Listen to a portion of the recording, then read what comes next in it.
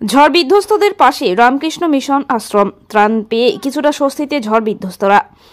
রবিবারের বিধ্বংসী ঝড়ে ক্ষতিগ্রস্ত জলপাইগুড়ি সদর শহর সহ সংলগ্ন এলাকা। ঝড়ের ফলে ক্ষতি হয়েছে বহু পরিবারের, উড়ে গিয়েছে বহু ছাদ, দিশেহারা প্রচুর মানুষ। আর সেই সময়ে সাহায্যের হাত বাড়িয়ে দেয় জলপাইগুড়ি রামকৃষ্ণ মিশন আশ্রম।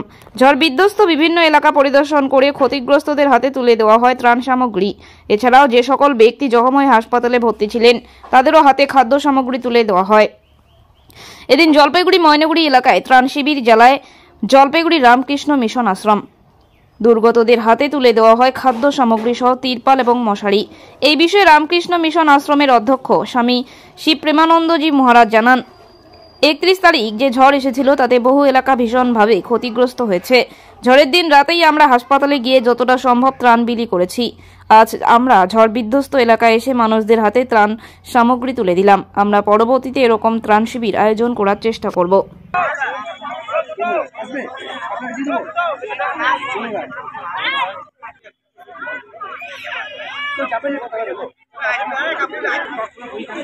अरे जाओ जाओ जाओ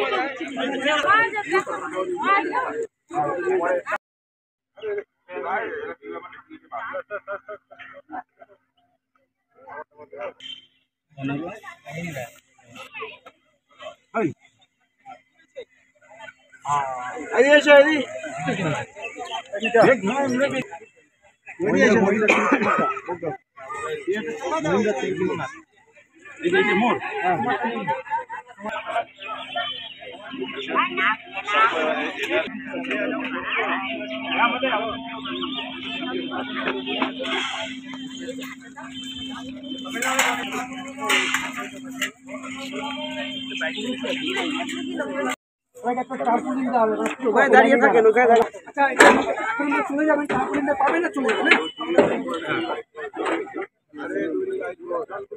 নিচে একটু নিচে